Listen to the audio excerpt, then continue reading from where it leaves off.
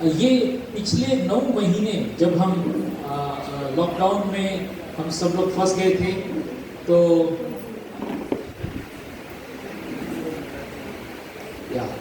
पिछले 9 महीने जब हमारा लॉकडाउन शुरू हुआ था, तो पहले लगा 14 दिन, फिर 21 दिन, और फिर ऐसा लग रहा था कि पता नहीं ये कब खुलने वाला है।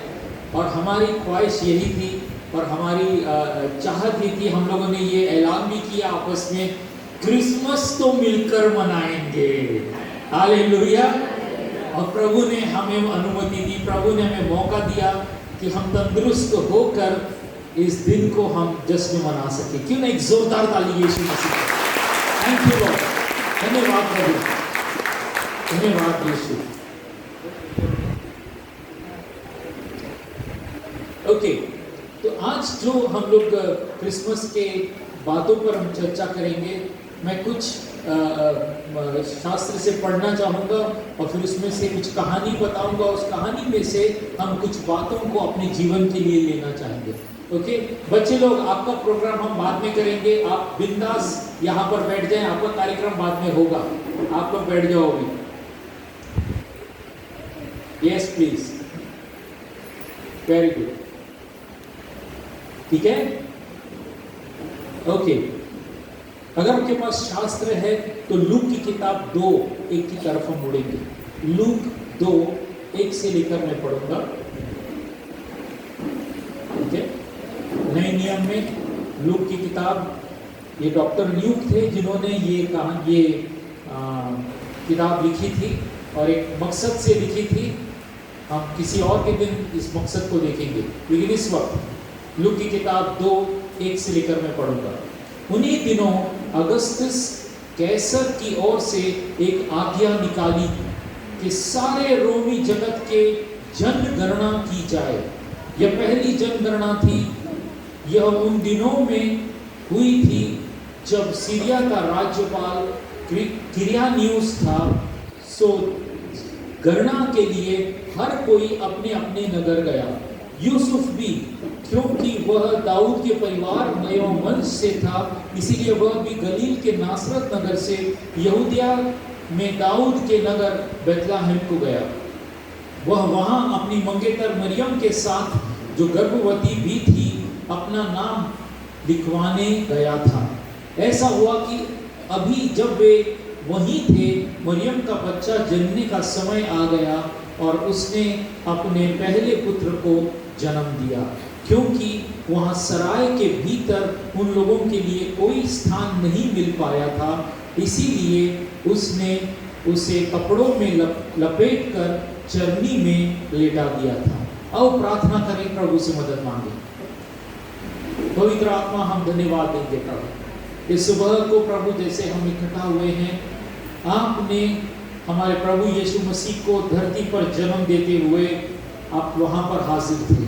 पवित्र आत्मा, आप यहाँ पर भी हाजिर हैं। उन बातों को जो उस वक्त हुई थी हमारे हृदयों में छाप दे। आपने जो चमत्कार होने दिया, जिसका जश्न उस वक्त मनाया गया, उसकी थोड़ी सी झलक हमारे हृदयों में आज चमकने दे। यीशु मसीह के नाम से हम प्रार्थना करते हैं, आमीन। ओके, ऐसा हुआ था कि इस्राएल जो था, वो देश जो था, वो उस वक्त रोम के गुलामी में था। रोम नगर जो था, उसका राजा जो था, वो बहुत ही पावरफुल था। उसका अधिकार जो था बहुत दूर दूर तक फैला हुआ था। बहुत से लोग, बहुत सी एरिया उसके कब्जे में आ गए थे।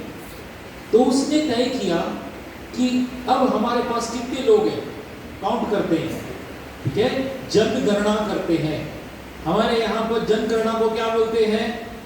इलेक्शन कार्ड, वोटिंग कार्ड है कि नहीं? वोटिंग कार्ड है कि नहीं आपके पास? आपके पास आधार कार्ड है कि नहीं? उसको जनगणना बोलते हैं।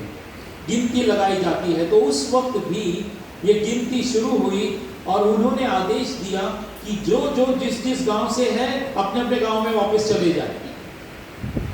तो यूसुफ जो था, जिसका नाम यहाँ पर जिक्र किया गया है, यूसुफ वो गलील में रहता था। गलील बोलेंगे तो यहाँ से, गोवा से समझ लो अंदाजन हुबली, ठीक है। करीबन 160-200 किलोमीटर का फासला है। इतना दूर गलील था और बेथलेहम जिस गांव से वो था वो 160 किलोमीटर दूर था। ठीक है, वो वहां पर अपना कामकाज बिजनेस जो भी करता था वहां पे करता था। और जब उसे मालूम पड़ा, सरकार का आदेश आया है फला दिन को इलेक्शन का, जैसे बोलते हैं ना कि जनगणना होगी, तो वो बोलता है मुझे अपने गांव जाना होगा। और यूसुफ की कंडीशन क्या थी मालूम है? यूसुफ की कंडीशन ऐसी थी कि यूसुफ की मंगनी हो गई थी। कन्नड़ में क्या बोलते हैं मंगनी को? सक्रीकरण। हाँ, साकरपुड़ा बोलते हैं, कुछ लोग मराठी में बोलते हैं साकरपुड़ा। हाँ, मंगनी समझ गए ना? शादी नहीं हुई है, ओके, मंगनी हुई है। और उसकी मंगनी किसके साथ हुई थी? मरियम के साथ। मरियम कौन थी? अब ये थोड़ा सा फोकस मरियम पे आते हैं। मरियम एक नौजवान लड़की थी जो परमेश्वर से बहुत प्रेम करती थी। और एक दिन ऐसा हुआ कि जब वो अपने घर में थी तो उस वक्त परमेश्वर का स्वर्गदूत उसके पास आ गया और उसके साथ बातचीत की। किसी को मालूम है उस स्वर्गदूत का नाम क्या था? पीछे में किसी को नहीं मालूम स्वर्गदूत का नाम? हिंदी में दिया है जिब्राइल, अंग्रेजी में बोलते हैं गैब्रिएल। ठीक है, ये गैब्रिएल स्वर्गदूत जो परमेश्वर के सामने खड़ा रहता है वो उतर के आया और उसने मरियम से बातचीत की। क्या कहा उसने? उसने कहा धन्य है तू कि परमेश्वर ने तुझे चुना है कि तू उसके बेटे को जो स्वर्ग में विराजमान है, जो राजा है, उसे तू धरती पर जन्म देगी। और वो बोलती है अरे मेरी शादी नहीं हुई है, मेरा किसी के साथ शारीरिक संबंध नहीं है, मैं कैसे किसी बच्चे को जन्म दे सकती हूँ? तो स्वर्गदूत कहता है कि हाँ तू बात सच कह रही है, लेकिन परमेश्वर का आत्मा तुझ पर आएगा और तू गर्भवती हो जाएगी। और वो कहती है अगर ऐसी बात है परमेश्वर के लिए तो मैं तैयार हूं। और उसने अपने आप को परमेश्वर के हवाले कर दिया। पवित्र आत्मा उसके ऊपर आया और परमेश्वर का बेटा जो स्वर्ग में विराजमान है वो उसकी कोख में एक डॉट बन के आ गया। मैं डॉट क्यों बोलता हूं? जब बच्चा माँ की कोख में होता है, शुरुआत के दिनों में जब सोनोग्राफी करते हैं तो उसमें कितना दिखाता है? वो डॉक्टर बोलता है देखो ये तुम्हारा बच्चा इतना छोटा सा डॉट। ओके, तो परमेश्वर का बेटा जो स्वर्ग में विराजमान राजा है वो डॉट बन के पवित्र आत्मा उसे लेकर आया मरियम की कोख में। ये बात बहुत जरूरी है क्योंकि वो बीज जो था वो परमेश्वर का बेटा था, वो किसी मनुष्य का, किसी आदमी का बीज नहीं था। वो परमेश्वर का बेटा उसकी कोख में उसने जन्म लिया और फिर उसमें पनप के 9 महीने के बाद अब उसका समय आया कि उसका डिलीवरी का समय है। और जब यूसुफ को मालूम पड़ता है, शादी नहीं हुई है अभी तक, उनकी मंगनी हुई है, और यूसुफ को मालूम पड़ता है भैया वो मरियम जिसके साथ मेरी शादी होने वाली है भैया पेट से, अभी क्या करूं? अगर ये बात दुनिया को मालूम पड़ गई तो उधर के रिवाज के हिसाब से ऐसी लड़की को पत्थर मार के मार डालेंगे और उसका बच्चा भी मर जाएगा। तो वो सोचता है ऐसा करता हूँ, उसको बचाने के लिए मैं उसके साथ शादी करता हूँ और अगले दिन उसको मैं छोड़ देता हूँ, तलाक दे देता हूँ। वो ऐसा तय करता है और सो जाता है। जानो, जब तुम परमेश्वर की नजर में गलत निश्चय करते हो ना, लेकिन परमेश्वर से प्रेम करते हो, परमेश्वर से प्रेम करते हो और फिर भी गलत निश्चय कर रहे हो, तुम नहीं जानते ये गलत है, तो परमेश्वर तुमसे बात करने के लिए जरूर आएगा। ऐसा ही हुआ रात को जब वो सो गया था यूसुफ, तो परमेश्वर का वही स्वर्गदूत उसके साथ सपने में मिलने को आया। सपनों की दुनिया जो है वो एक अद्भुत दुनिया है, वो एक हकीकत की दुनिया है। किसी दिन जब आपसे और मुलाकात होगी तो आपको सपनों के बारे में बताएंगे। लेकिन उस वक्त परमेश्वर का स्वर्गदूत उसके साथ सपने में मिलने को आया और उसके साथ बातचीत की और उसे कहा कि जो तूने निश्चय किया है वो गलत निश्चय है, वो किसी पाप से पेट से नहीं हुई है। उसके पेट में जो बच्चा है वो परमेश्वर की संतान है, वो पवित्र है। और ये सुनकर जब यूसुफ सुबह को उठता है तो वो कहता है कि मैं अब इसके साथ शादी करूंगा, उसके साथ शारीरिक संबंध नहीं रखूंगा जब तक कि वो बच्चे को जन्म नहीं दे, और उसे मैं छोड़ूंगा नहीं। तो जब हम ये शास्त्र लूक की किताब पढ़ते हैं तो उसमें लिखा है कि यूसुफ अपनी मंगेतर के साथ, किसके साथ? पत्नी के साथ नहीं बोला है, मंगेतर जो गर्भवती थी। आज की तारीख में अगर मंगेतर गर्भवती होती है तो उसे क्या कहते हैं? कितना छी छी छी छी छी, शादी किया नहीं, बच्चा पैदा कर रहे हैं कि नहीं। लेकिन उस समय परमेश्वर ने वो उनको कवरिंग दिया था कि उनका शारीरिक संबंध नहीं हुआ था और वो गर्भवती हो गई थी परमेश्वर के आत्मा के द्वारा। बहुत जरूरी है ये जानना, यीशु मसीह जो राजा है वो धरती पर मनुष्य के रूप में, उसने बच्चे के रूप में उसने जन्म लिया। ये आत्मिक स्थानों में हलचल मच जाती है जब हम इस सच्चाई को कबूल करते हैं। कई दुष्ट आत्माएं लोगों को पकड़ के रखती हैं और ये झूठ उनके मन में डालती है कि यीशु मसीह कभी आया ही नहीं धरती पर। इसीलिए मैं कह रहा हूं, इस बात को समझ के रखो कि परमेश्वर का बेटा जो धरती पर आया वो कुंवारी के गर्भ से उसने जन्म लिया। ठीक है। अब क्या होता है, ये लोग गलील से आए हैं, बेथलेहम में वो उसका गांव है, और वो गांव में वो ढूंढ रहे हैं। हमारे को इलेक्शन का जो है, वोटिंग का जो है, हम अपना नाम तो लिखवा देंगे लेकिन रात को रहेंगे कहाँ? और वो भटक रहे हैं, उनको कोई जगह नहीं मिलती। ये स्थिति क्या बताती है? ये स्थिति ये बताती है कि यूसुफ और मरियम जो थे वो कोई पैसे वाले लोग नहीं थे, वो साधारण आम आदमी थे। वो अपनी रोजी रोटी कमाते थे और वो जीते थे, और परमेश्वर ने उन्हें नियुक्त किया, अपना बेटा मरियम की कोख में डाला। हालेलुया। परमेश्वर ये नहीं देखता तुम्हारे पास क्या है या क्या नहीं है, परमेश्वर ये देखता है कि तुम्हारा हृदय मेरे लिए है कि नहीं। और वो कहता है इतना ही काफी है कि मैं अपनी बातें तुम्हारे अंदर डाल सकूं, और वो यीशु मसीह को, अपने बेटे को उनके हवाले करता है। और समय आता है, अगली सुबह जब उनका समय होता है कि बच्चा जन्म देने का समय होता है, उस रात को जब बच्चा जन्म होता है, ओके, तो शास्त्र को आप और पढ़ेंगे तो आपको मालूम पड़ेगा, स्वर्गदूत जो थे ना, वो परमेश्वर की आराधना करते थे। उन्होंने यीशु को सिंहासन पर देखा था, उसकी महिमा देखी थी, उसके सामर्थ्य को देखा था, उसकी सुंदरता को देखा था, और उसके लिए वो नाचते थे, गाते थे उसमें स्वर्गीय स्थानों में। अब उनको मालूम पड़ा है कि वो परमेश्वर का बेटा मरियम की कोख से धरती पर जन्म ले रहा है, तो वो उतावले हो गए। वो उतावले हो गए कि हम उसके जन्म का जो ऐलान है हम लोग करना चाहते हैं। तो कौन जाग रहा है रात को? और देखा कि पड़ोसी गांव में कुछ लोग रात को रखवाली कर रहे थे, जाग रहे थे, और वो लोगों में के ऊपर उस स्वर्गदूतों ने ऐलान किया और बताया कि तुम्हारा मसीहा, तुम्हारे बचाने वाला जो है वो पड़ोसी गांव में, फला घर में, फला गांव में, फला के घर पे वो पैदा हुआ है, तुम जाओ। और वे लोग उठते हैं, क्योंकि वे भी रुके हुए थे कि हमारा बचाने वाला कौन है और कब आएगा, कहां आएगा।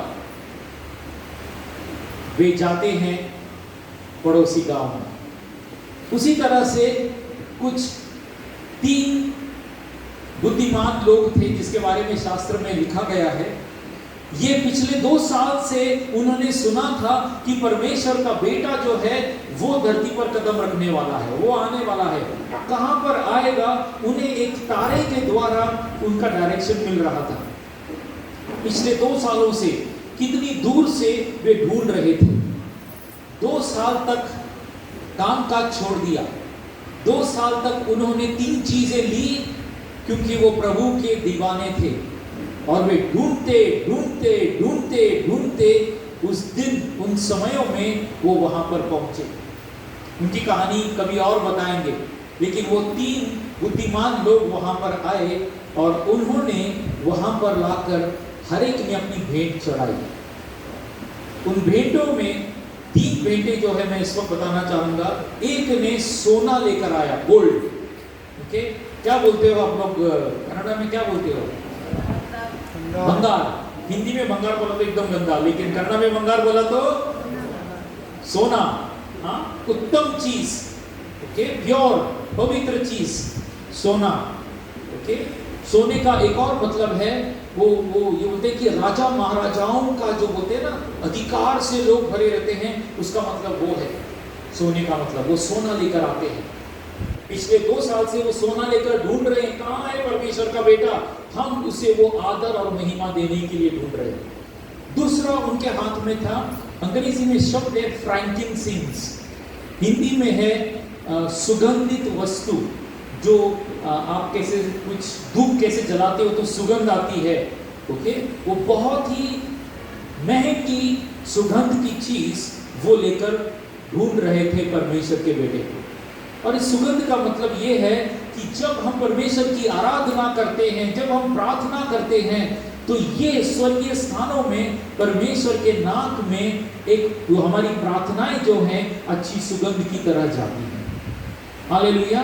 अगर आप यहाँ पर बैठे हो और आपकी प्रार्थना का उत्तर नहीं मिला है आज तक, कुछ प्रार्थनाएं आपको लगता है रुकी हुई हैं, आप बहुत सी प्रार्थनाएं कर रहे हो, जानो कि तुम्हारी प्रार्थनाएं परमेश्वर सुन रहा है और वो उसके लिए एक धूप के समान है, वो उसे ग्रहण कर रहा है। हालेलुया। अपने आप को निराश मत होने दो, ओके। तीसरी चीज जो वो लेकर आए वो था, अंग्रेजी में शब्द है मिर करके। अगर उसका मीनिंग हम निकालते हैं तो उसका मतलब यह है कि वो बाम की तरह, एक तेल की तरह, बाम की तरह शरीर पर लगाया जाता है। और ये तब लगाया जाता है जब कोई मर जाता है, उसकी लाश को हम कुछ दिनों तक संभाल के रखना चाहते हैं, कुछ महीनों तक संभाल के रखना चाहते हैं, तो फिर वो तेल और वो जो बाम है वो उसके शरीर पर लगाया जाता है। इसका मतलब क्या है? उसका मतलब ये है कि वो परमेश्वर का बेटा, वो राजा जो है इस धरती पर कदम रखा है, जो पूरे वैभव के साथ में है, जो हमारी प्रार्थनाओं को सुनता है, वो हमारे लिए एक ऐसी मौत लेने के लिए वो आया है, जिसके लिए उसके शरीर पर ये बाम और ये तेल जो उसको दुख उठाने के लिए तैयार किया गया है। हालेलुया। तो ये कहानी थी यीशु मसीह के स्वर्ग से इस धरती पर आने की। और उस समय वो लोग आए और उन तीनों ने उस बच्चे को प्रणाम किया और कहा ये राजा है। बच्चा जब पैदा होता है एक राजा के होते हुए, तो वो बच्चा राजा कहलाता है कि राजकुमार कहलाता है? राजकुमार। लेकिन वो कहते हैं ये कौन है? राजा है, क्योंकि स्वर्ग का राजा धरती पर आया। हालेलुया। ओके, ये दिन कई साल पहले ये घटना हुई थी और इस घटना के पीछे बहुत सी बातें छुपी हुई हैं और ये बहुत ज़रूरी है। कई लोग वाद विवाद करते हैं, कुछ लोग तारीख पर वाद विवाद करते हैं, कहाँ लिखा है बाइबल में 25 दिसंबर, मैं उनके मुंह नहीं लगता। लेकिन एक हकीकत है कि परमेश्वर का बेटा धरती पर आया और उस हकीकत को हमें बहुत ही गौर से संभाल के अपने हृदय में उसका जश्न मनाना है। सिर्फ आज ही के दिन नहीं, लेकिन हर दिन आप प्रभु की जयंती मना सकते हो। हालेलुया। तुम्हें कोई रोक नहीं सकता कि आज मेरा प्रभु जिंदा है, इस कारण से मैं उसके लिए जी रहा हूं। आमीन।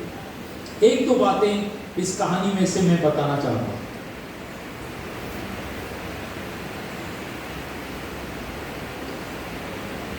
ये जो राजा है ना, प्रभु यीशु हमारा, वो ऐसा राजा नहीं है कि वो हमसे डिमांड करता है। वो ऐसा राजा है जो हमें सुरक्षित करता है। हालेलुया। वो ऐसा राजा है जो हमें अपने प्रेम से सुरक्षित करता है। वो हमें, हम पर वो बोलते ना, डंडा लेके नहीं खड़ा है। आज तुम कितना बजे उठे, प्रार्थना नहीं किया, ये नहीं किया, वो हमसे वैसा हिसाब नहीं लेता। वो हमें अपने गले लगाना चाहता है। वो चाहता है कि हम अपने दिल की बात उस तक पहुंचाएं। तुम सुबह हो या रात हो या शाम हो, कोई भी समय हो, तुम उसके साथ अकेले में अपना दिल का हाल उसके पास बताओ, और वो राजा है, वो हुकूमत रखता है, और वो स्थितियों को बदल देगा तुम्हारी धर्मी जन की प्रार्थनाओं को पूरा करने के लिए। हालेलुया। ओके, उसके राज्य में ना कोई दोष नहीं है। इस प्रभु के राज्य में कोई दोष नहीं है, कोई इल्जाम नहीं है, कोई शर्म नहीं है।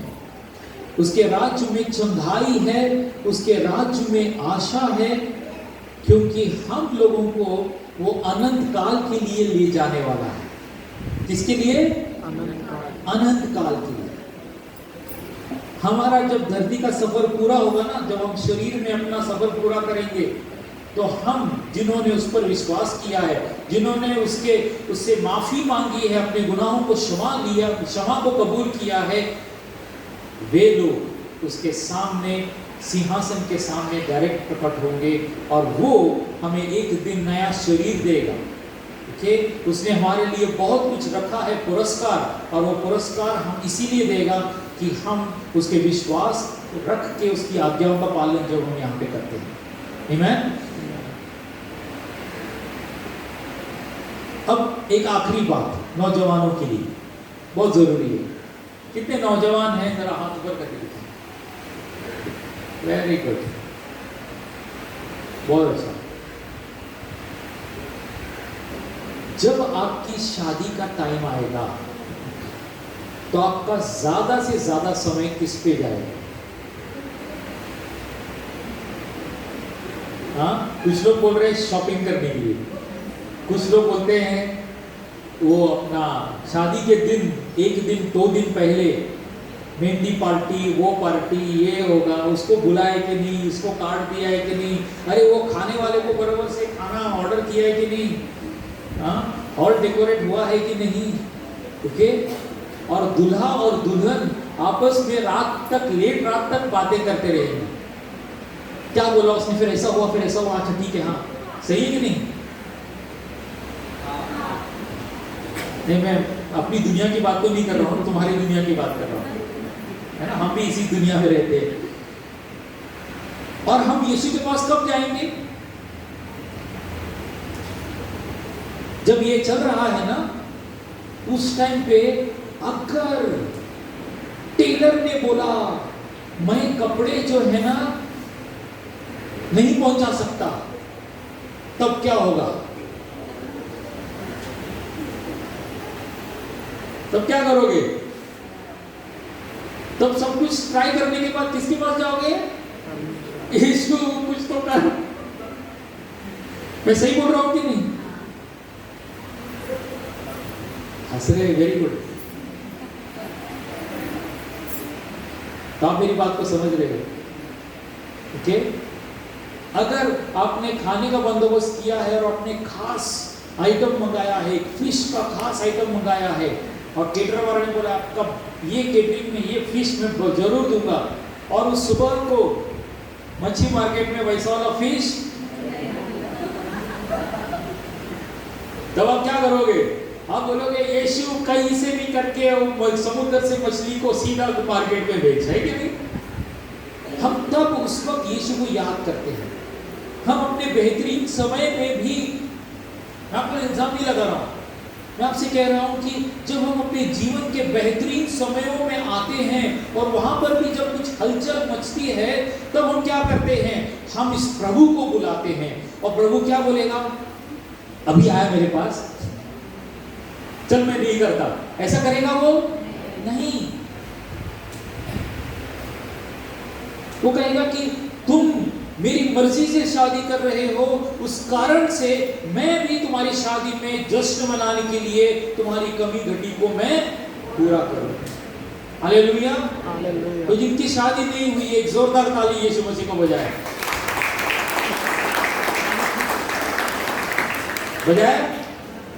अभी आपको शादी यीशु की मर्जी से करनी है, सही है कि नहीं? अगर आपको यीशु चाहिए आपकी शादी में, तो शादी किसकी मर्जी से? यीशु की मर्जी से। और वो तुम्हारे जीवन में कहीं बढ़कर तुम्हारी सोच से कहीं बढ़कर परमेश्वर तुम्हारे जीवन में आशीष देने वाला है। आमीन। मैं इस मरियम की एक किरदार पर मैं फोकस करना चाहूंगा। मरियम ने बड़ा रिस्क उठाया, उसने यीशु को अपने गर्भ में आने दिया। ओके, उसने संघर्ष नहीं किया, उसने सोचा नहीं, 2 बार नहीं सोचा। उसने कैसे पूछा, जब उसे जवाब मिला उसने कहा डन। क्या दिखाता है ये बात? ये बात हमें ये दिखाता है कि उसका भरोसा यीशु पर 100%, जिसे देखा नहीं था उसने, फिर भी उसने उस पर 100% भरोसा किया। और जब हम इस प्रभु को देखे बिना उस पर 100% भरोसा करते हैं, उससे मांगते हैं, तो हमारे विश्वास को गिरने नहीं देता, हमारे विश्वास का वो आदर करता है। सावधान कि तुम उसकी मर्जी के अनुसार मांगो। हालेलुया। और परमेश्वर कंजूस नहीं है, परमेश्वर की बड़ी मर्जी है। ओके, बड़ी मर्जी है। उसकी मर्जी में बोलते हैं ना, छोटा छोटा चीज नहीं है, उसकी मर्जी में बहुत बड़ी बड़ी चीजें हैं जो वो आपके जीवनों में करना चाहता है। नौजवानों, मैं खास कह रहा हूं, ये अगली पीढ़ी का समय शुरू होता है। अगली पीढ़ी को परमेश्वर लगातार बुला रहा है और वो चाहता है कि तुम उसकी बातें, उसके अभिषेक को, उसके प्रेम को, उसके यश को वो तुम्हारे साथ आकर हर जगह पे वो तुम्हारा इस्तेमाल करना चाहता है। वो सिर्फ रविवार के दिन नहीं, क्रिसमस के दिन नहीं कि तुम मसीह हो इसके लिए तुम क्रिसमस मनाते हो, नहीं। तुम इस यीशु मसीह को अपने दोस्तों के बीच में लेके जा सकते हो, क्योंकि हमारा यीशु कोई पुराने किस्म का नहीं है, वो बहुत मॉडर्न है। हालेलुया। आज एक गीत गा रहे थे हम लोग कि वो बेस्ट एंड बेस्ट है, वो हमारा फ्रेंड है। और क्या है? लेटेस्ट फ्रेंड है। वो हमको लेटेस्ट से लेटेस्ट फ्रेंड है, वो फिट है। वो उसे अपने साथ हर जगह पे ले जाओ। तुम पार्टी मनाने जा रहे हो, लेके जाओ ये प्रभु से, को प्रभु आ हमारे साथ। और प्रभु कहेगा चलो मैं भी तुम्हारे साथ पार्टी करता हूं। और वो हमें नाश होने वाली चीज से हमें संभालेगा। अगर वहां पर कोई गलत चीज है तो परमेश्वर हमें, यीशु हमें वहां पर रोकेगा और हमें बचाएगा। हालेलुया। हमारा प्रभु जश्न मनाने वाला परमेश्वर है। वो चाहता है उसके नाम का जश्न मनाया जाए। वो चाहता है कि उसके नाम की महिमा हो और हर एक जगह फैले। हालेलुया। इस वक्त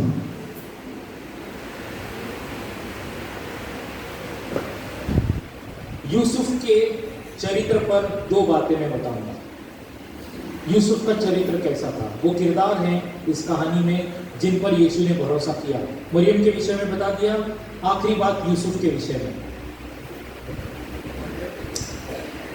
परमेश्वर ने यूसुफ से पूछा नहीं, तेरे जीवन में जिम्मेदारी डाल रहा हूं, मेरा बेटा देने वाला हूं। पूछा? कई बार ना नौजवान लोग ना बहुत झगड़ते हैं, तू मेरे को पूछा, मेरे से तू कैसे पूछा? झगड़ते भी नहीं।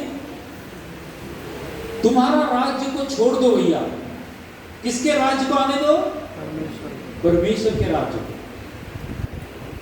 तुम्हारी अक्सर लड़ाइयां तुम्हारे हुकूमत में कोई प्रवेश करता है तब होती है। तुम्हारे राज्य में परमेश्वर के राज्य को लेकर आओ और फिर देखो वो क्या करता है। यूसुफ उस सपने में जब उसने गलत निश्चय किया, परमेश्वर जानता था कि ये उसने गलत निश्चय किया है, वो अनजान है। चलो मैं स्वर्गदूत को भेजता हूं और उसको मैं बता देता हूं, मैं उसे मनाऊंगा नहीं। स्वर्गदूत ने मनाया क्या यूसुफ को? बेटा यूसुफ एक बात सुनना, परमेश्वर पे मेहरबानी कर। नहीं नहीं नहीं नहीं नहीं नहीं, नहीं। उसने सिर्फ हकीकत बताई। उसने बताया कि मरियम की कोख में जो बच्चा है वो परमेश्वर का संतान है, उसमें कोई पाप नहीं है। और उसके बाद यूसुफ ने क्या किया? निश्चय बदल दिया। कई बार परमेश्वर हमको सपने देता है और उन सपनों में साफ साफ बता देता है कि ये स्थिति है, तुम्हें अपने निश्चय बदलने हैं। परमेश्वर तुम्हें जबरदस्ती नहीं करेगा निश्चय बदलने के लिए। अगर तुम उससे प्रेम करते हो तो तुम अपने निश्चयों को बदली करोगे। दूसरी बात, जब यीशु का जन्म हो चुका था, वहां के राजा ने ऐलान किया कि यहाँ पर दूसरा राजा कैसे पैदा हो सकता है, मैं ही एक राजा हूँ, यहाँ पर कोई दूसरा राज्य का राज्य नहीं चलेगा, यहाँ पर जो बच्चे 2 साल से नीचे सबको खत्म कर दो।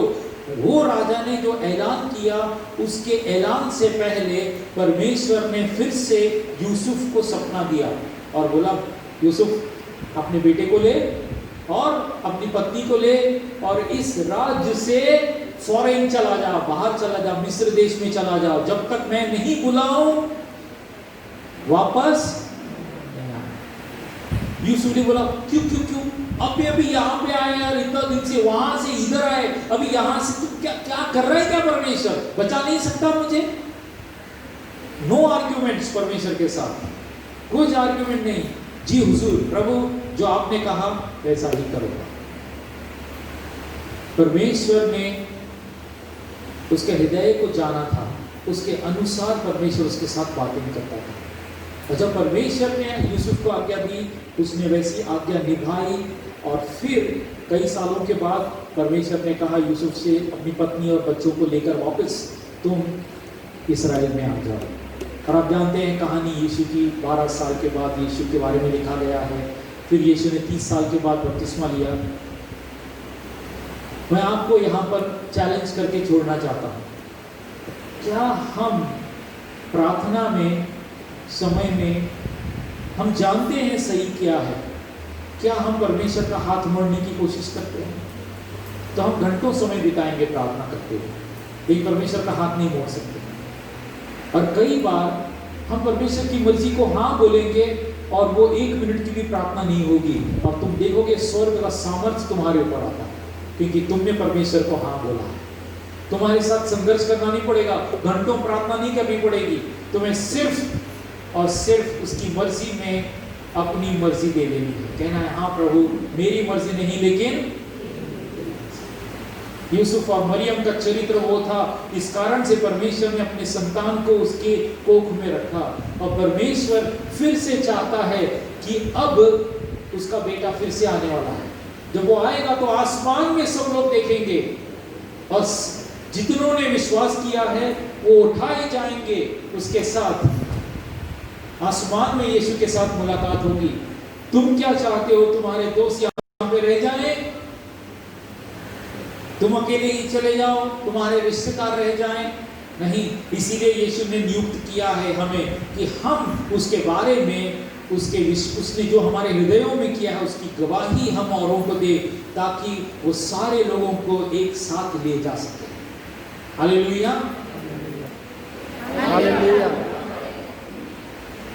मैं चाहूंगा इस वक्त हर एक आंख बंद रहे, तुम निश्चय करो उसके पास, तुम अधूरी मर्जी दे रहे हो या पूरी मर्जी दे रहे हो। हर एक आंख बंद रहेगी।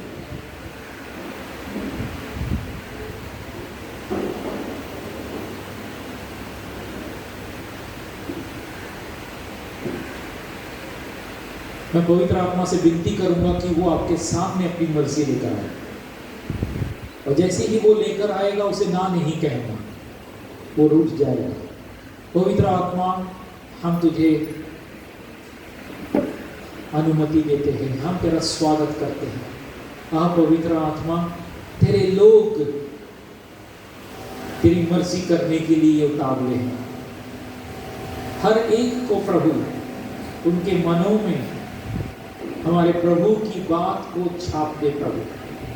जैसे मरियम ने स्वर्गदूत की बात सुनी और उसने हाँ कह दिया, यूसुफ ने सपने में देखा, उसने हाँ कह दिया।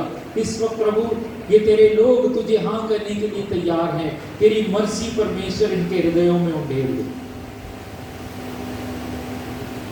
इनके कानों में तेरी आवाज गूंजने दे, इनके सपनों में तेरा दर्शन बढ़ने दे, ताकि वे सुनेंगे, देखेंगे तुझे और अपने आप को तेरे साथ चलाएंगे, ताकि 100 गुना फल लेके आ सके।